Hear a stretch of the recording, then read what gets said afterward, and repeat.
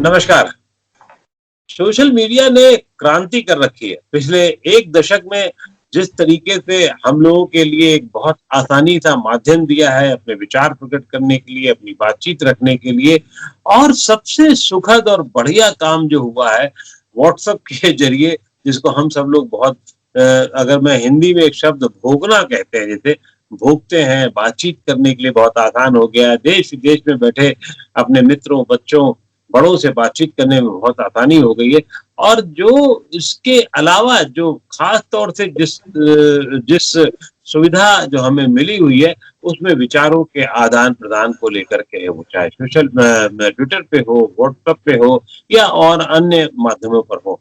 लोग अपने विचार एक-दूसरे जगह पहुँचाते हैं और कई बार यही विचार जो है, वो एक टूल किट का रूप ले लेते हैं।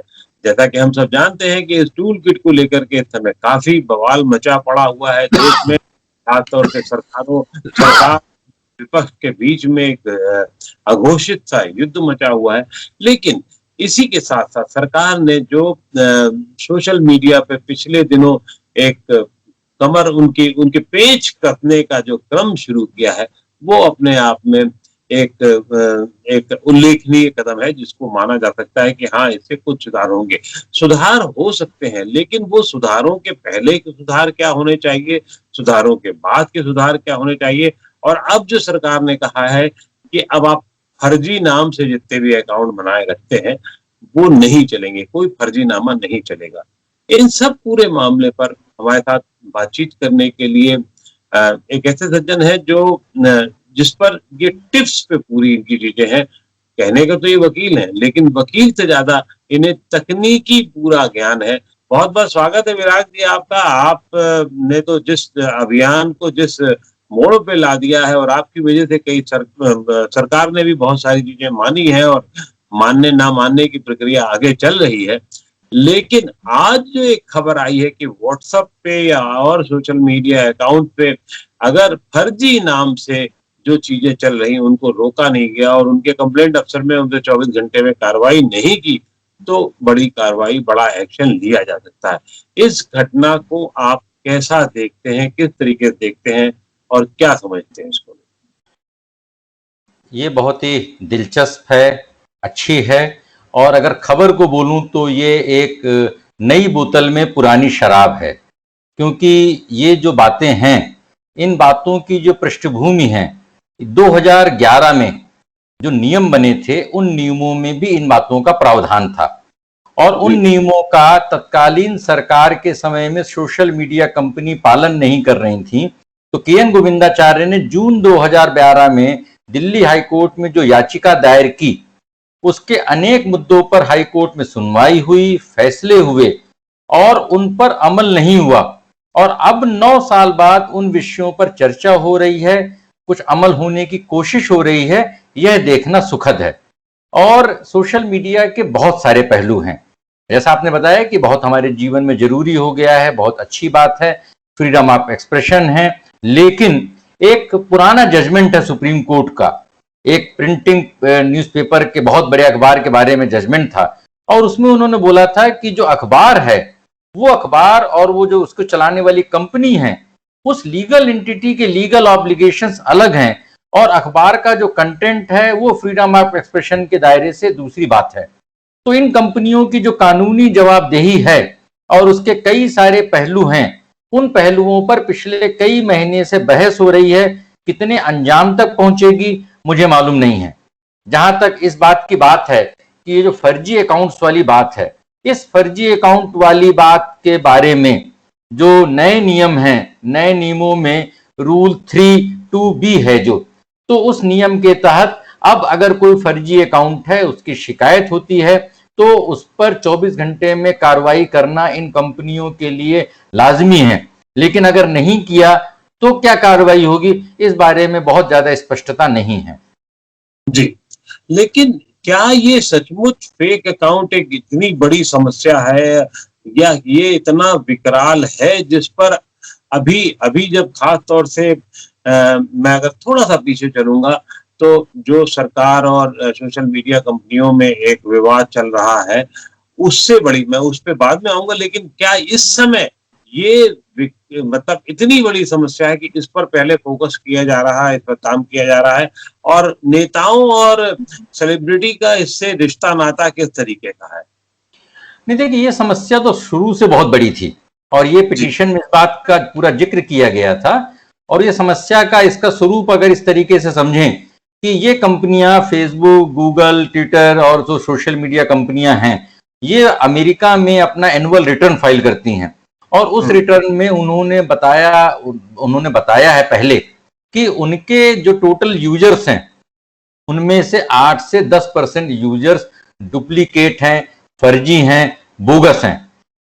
प्रश्न इस बात का आता है कि जब इन कंपनियों की इसकी जानकारी है तो उन यूजर्स को क्यों नहीं हटाते हैं?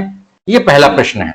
अब अगर कानून के लिहाज से देखें तो कानून के लिहाज से जिसको बोलते केवाईसी, तो फर्जी यूजर्स की वजह से बहुत सारे स्कैम होते हैं, बहुत सारे अपराध होते हैं, बहुत सारी दूसरी तरीके की मिसचिफ होती हैं। तो उनको रोकने के लिए फर्जी यूजर्स जरूरी हैं। तो इन कंपनियों की नीति भी है, सरकार के कानून भी हैं, पर फर्जी यूजर्स का एक अर्थशास्त्र है और हर यूजर इन कंपनियों की वैल्यू को बढ़ाता है।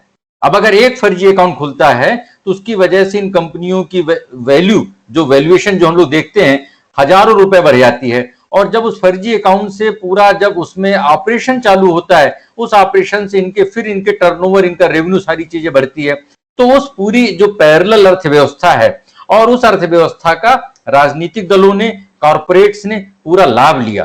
तो चुनावों में जितना या टूल किट की बात कर रहे हैं या आईटी सेना की बात कर रहे हैं या चुनावी अभियान होता है, जैसे भी पश्चिम बंगाल का चुनाव था, तो पश्चिम बंगाल के चुनाव में तृणमूल कांग्रेस और भाजपा दोनों ने लाखों व्हाट्सएप ग्रुप बनाए। उन ग्रुप के माध्यम से पूरा एक उन्होंने कम्युनिकेशन किया। इसी तरीके से ट्विटर में कम्युनिकेशन होता है। तो ये सारे जो काम होते हैं ये फर्जी अकाउंट्स के माध्यम से होते हैं। इसलिए कंपनियों को भी ये फर्जी अकाउंट सूट करते थे क्योंकि उनको मुनाफा बढ़ाते थे और राजनेताओं को भी करते थे। लेकिन सोशल मीडिया धीरे धीरे अब सरकार के लिए एक तकलीफदायक एक चुनौती बन गया है।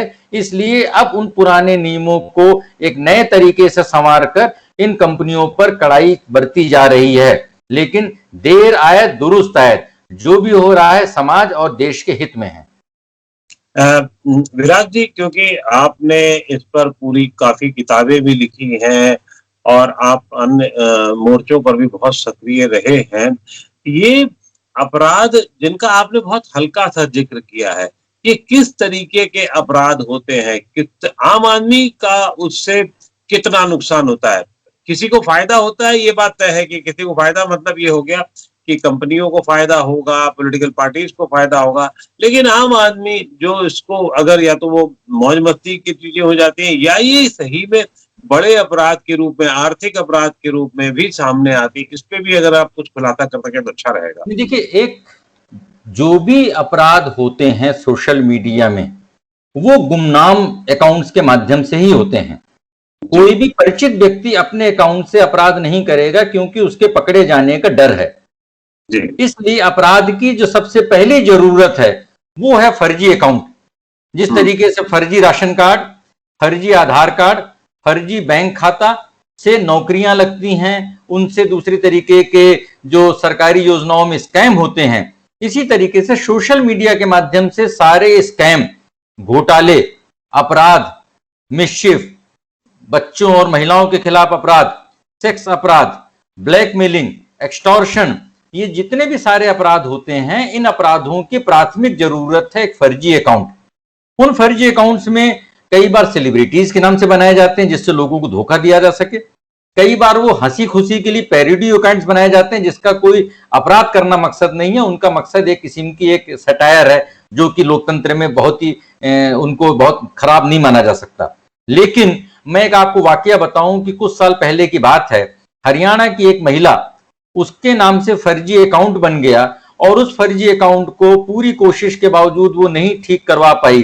कुछ लोग उसको एजेंट मिले, उन्होंने बोला कि हम फेसबुक के मैनेजर हैं, ट्विटर के मैनेजर हैं, आपका काम करवा देंगे। उन्होंने 2 लाख रुपए उस महिला से ऐंठ लिए, लेकिन उसकी समस्या जस की तस बनी रही। तो ये जो अपराध हैं, यह अपराध यूजर्स के लिए भी तकलीफदायक हैं जिनके लिए वो तकलीफ दे रहे हैं, पुलिस के लिए भी समस्या की बात है क्योंकि पुलिस का काम बढ़ता है और समाज और देश के लिए भी दिक्कत की बात है। इसका एक मैं दिलचस्प पहलू आपको ये बताऊं कि मान लीजिए कि एक मिस्टर राम गोपाल हैं और राम गोपाल के नाम का फर्जी अकाउंट किसी ने बना लिया।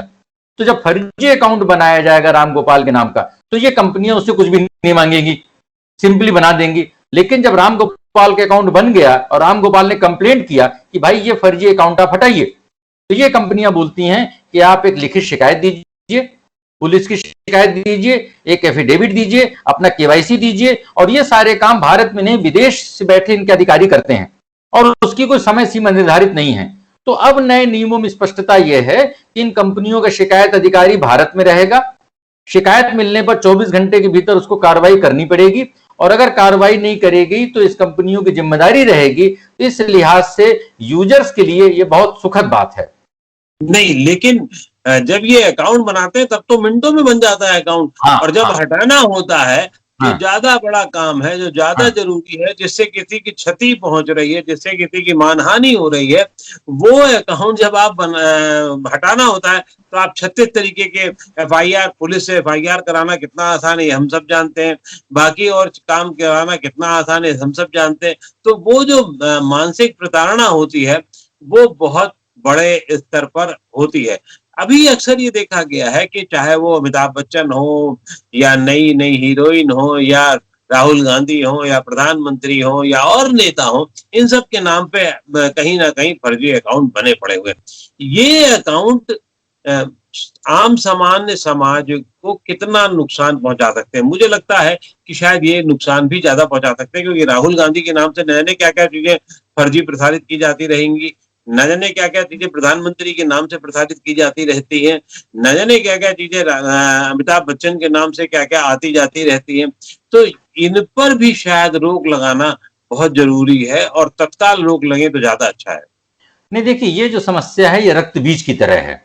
मुझे नहीं लगता है कि सिर्फ इन घोषणाओं से इन पर लगाम लग पाएगी, और इसके जो मैं डायमेंशन बताता हूं, जैसे कि मान लीजिए कि अभी आया कि राम मंदिर मामले में फर्जी वेबसाइट से उन्होंने चंदा लेने की कोशिश किया। तो जब फर्जी वेबसाइट बनाई जाएगी तो उसमें हो सकता है कि जो विश्व हिंदू परिषद या राम जन्मभूमि के नेताएं हैं उनका भी फर्जी अकाउंट बना करके और वहां से अपील की जाएगी, और लोगों को यह नहीं पता कि भाई फर्जी अकाउंट किसका है। जब राष्ट्रपति बनते हैं तो पता चला राष्ट्रपति के नाम के फर्जी अकाउंट बन जाते हैं, चीफ जस्टिस के नाम का फर्जी अकाउंट ट्विटर अकाउंट बन गया। जब किसी व्यक्ति को कोई बहुत ही सेलिब्रिटी कोई आईएएस आईपीएस में सिलेक्ट हो जाता है उसके नाम का फर्जी अकाउंट बन जाता है। तो फर्जी अकाउंट बनने के पीछे कई बार यह रहता है कि लोगों को गुमराह करके और उनके माध्यम से कोई घोटाला करना, अपील जारी की जाती है, पैसा इकट्ठा किया जाता है, और उसके बाद फिर उसमें से उन इनोसेंट लड़के लड़कियों को, महिलाओं को फंसाने की कोशिश की जाती है, और उनको फिर सोशल मीडिया में एक नए किस्म के ब्लैकमेलिंग का शिकार होना पड़ता है।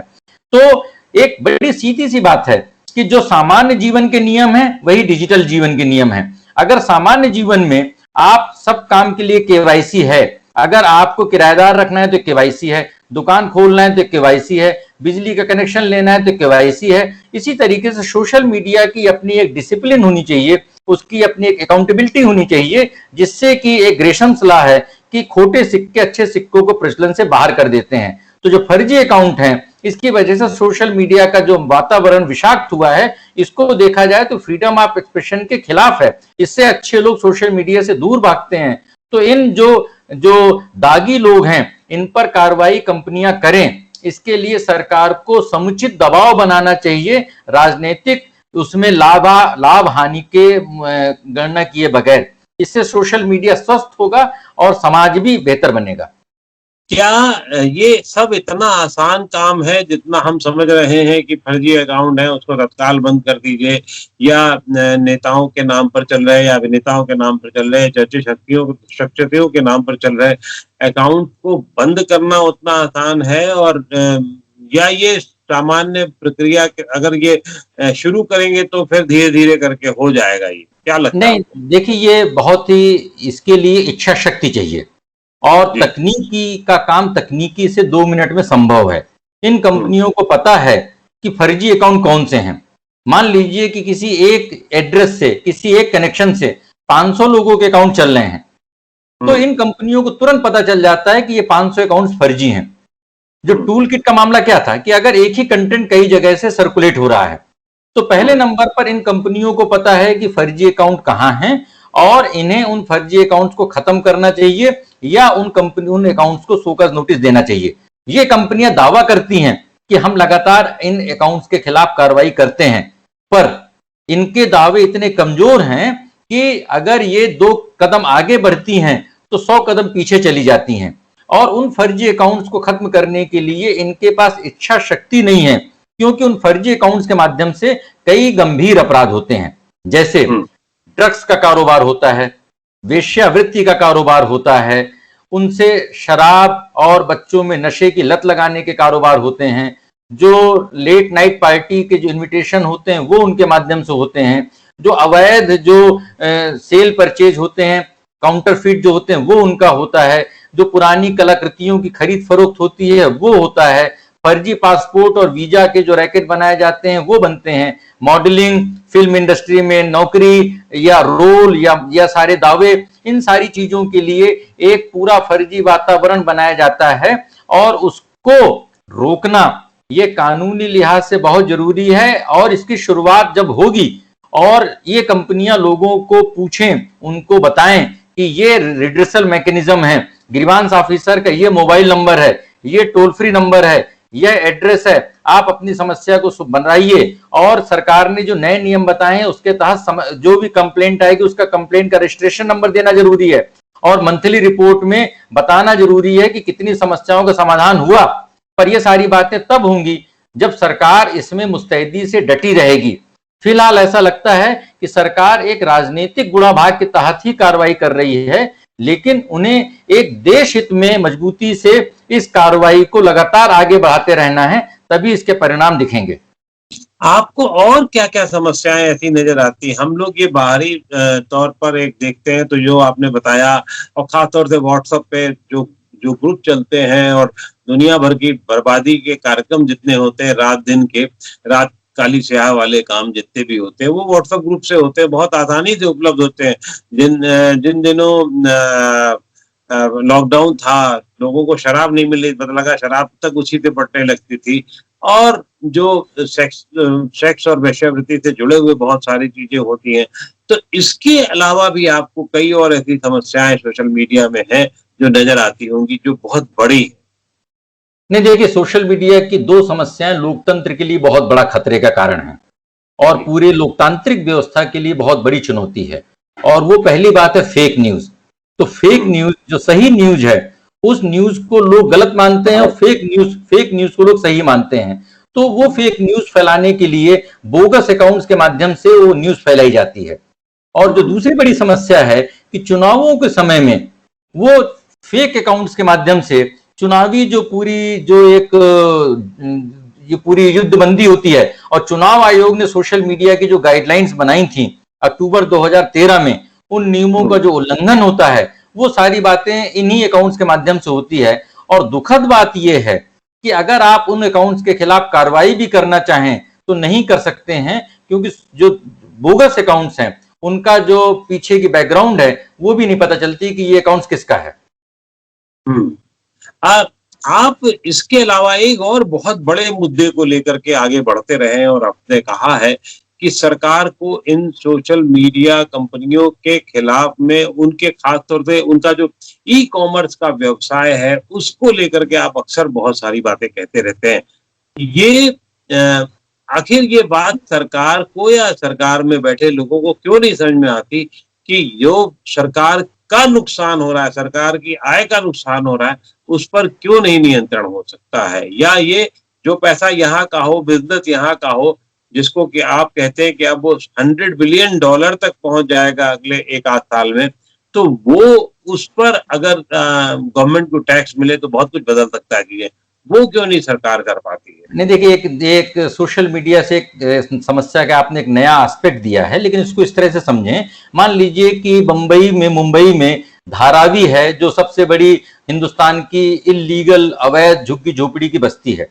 वो बस्ती जब बनी होगी वो सरकारी जमीन पे, रेलवे की जमीन पर भूमाफियाओं ने बनाई होगी और वहां पर बना करके अवैध तरीके से कंस्ट्रक्शन करके उन्होंने बेचा। तो वहां पर सब कुछ अवैध था और धीरे धीरे वोट बैंक के लिए सब कुछ उसमें वैध कर दिया गया। इसी तरीके से सोशल मीडिया का जो पूरा कारोबारी मॉडल है, ई कॉमर्स का पूरा कारोबारी मॉडल है, वो पूरा का पूरा अवैध है। उनकी जो एफडीआई आती है वो आती है एक अलग एंटिटी, एक अलग वेंचर के लिए। उसके बाद वो स्थानीय स्तर पर उसके वायलेशन से वो खुद ही सेलर हैं, खुद ही उनका अपना माल है, खुद ही उनकी अपनी लॉजिस्टिक्स है और उनके पास इतने बड़े पैमाने पर पैसे की शक्ति है और उन्होंने डेटा के बेसिस पे लोगों की जानकारी हासिल कर ली है कि उस शक्ति के आधार पर और सोशल मीडिया की उनके पास जो सारी जानकारियां हैं वो परंपरागत बाजार को वो ध्वस्त करने में सफल हो गए हैं और एकाधिकार हासिल कर लिया है। अब इस एकाधिकार के 3 खतरे हैं। पहला खतरा यह है कि भारत की पूंजी विदेश जा रही है, दूसरा खतरा यह है कि भारत में टैक्स नहीं मिल रहा है, तीसरा खतरा यह है कि भारत की एकता, अखंडता और जो सॉवरेंटी है वो खतरे में है। अगर चीन और अमेरिका भारत के पूरे व्यापार में, सोशल मीडिया तंत्र में, कम्युनिकेशन तंत्र में, टेलीकॉम तंत्र में कब्जा कर लेंगे तो अब भारत को हराने के लिए सीमा में सैनिकों की और लड़ाई की जरूरत नहीं है। अब नए जमाने में नए तरीके से देशों को हराया जाता है और उस लड़ाई में हम कमजोर हैं। और एक इंपॉर्टेंट बात है कि सन 1991 से लिबरलाइजेशन हुआ, उसके पहले के जो कानून हैं वो इंस्पेक्टर राज वाले हैं, उनमें अनेक तरीके की समस्याएं हैं। उसके बाद जो कानून बने, स्पेशली 2010 के बाद जो कानून बने, वो कानून गाइडलाइंस के शक्ल में आए। तो आज क्या हो गया कि जो नए जमाने के व्यापार हैं, डिजिटल कंपनियां हैं, सोशल मीडिया कंपनियां हैं, ई कॉमर्स कंपनियां हैं, इनके लिए सिर्फ प्रेस नोट जारी होते हैं, इनके लिए सिर्फ गाइडलाइंस जारी होती हैं, लेकिन इनके ऊपर न जुर्माना लगता है, न इनके ऊपर दंड होता है। लेकिन पुराने परंपरागत बाजार पर लोगों पर अनेक प्रकार की उनके ऊपर कार्रवाई होती है। तो भारत में 2 तरीके के लीगल सिस्टम बन गए हैं, परंपरागत बाजार के लिए दमनकारी कानून और नए बाजार के लिए स्वतंत्र व्यवस्था। यह संविधान के अनुच्छेद 14 के भी खिलाफ है और कल्याणकारी राज्य के भी खिलाफ है। क्या आपको लगता है कि सरकार इस मामले में जो अभी ट्विटर और व्हाट्सएप और बाकी सोशल मीडिया के खिलाफ जो एक अभियान चलाया गया है, एक इंटरमीडिएट उनको जो दर्जा दिया गया था ट्विटर को खासतौर पे वो खत्म किया जा रहा है, क्या ये सब कुछ उसी दिशा में, सही दिशा में चल रहा है या इस पे बहुत सख्ती की जरूरत होगी?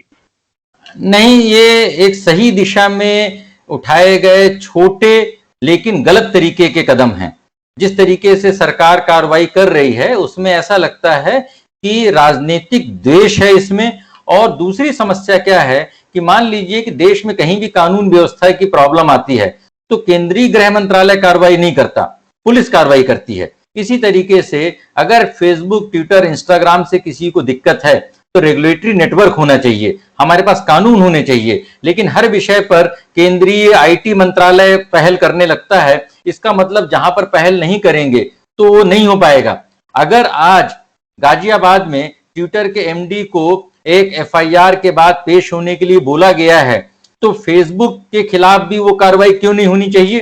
क्योंकि फेसबुक भारत के तमाम सारे हजारों पुलिस स्टेशन में उन्होंने जो संबंध देकर जानकारी मांगी है, फेसबुक, व्हाट्सएप, इंस्टाग्राम नहीं दे रहे हैं। तो देश में कानून तो बराबर ही होना चाहिए। तो सोशल मीडिया कंपनियां पुलिस को, सुरक्षा बलों के साथ पूरा सहयोग करें। उस सहयोग को सुनिश्चित करने के लिए एक समान नीति होनी चाहिए, जिसका वर्तमान में अभाव दिख रहा है। जी, निश्चित रूप से इसमें अभाव दिख रहा है और अब बहुत लंबी लड़ाई है जो चली जानी है, की जानी है। हम उम्मीद करते हैं कि आपकी कुछ बातों से शासन को भी इसको समझ में आना चाहिए, सरकार को भी समझ में आना चाहिए और जो दिशा, जो लड़ाई छेड़ी गई हुई एक तरफा नहीं हो, एक छोटी-मोटी नहीं हुई, एक बड़ी लड़ाई हो जिससे देश का परंपरागत समाज हमारा जो है वो ठीक हो सके और परंपरागत जो हमारा व्यवसाय है वो बचा रह सके। बहुत यूँ तो इसमें बातचीत करने की बहुत संभावनाएँ हैं, अपार संभावनाएँ और हम आपको बार-बार कष्ट भी देते रहेंगे। लेकिन आज के लिए बस इतना ही। विराग जी, बहुत-बहुत शुक्रिया आपका कि आपने हमें इतना समय दिया। धन्यवाद।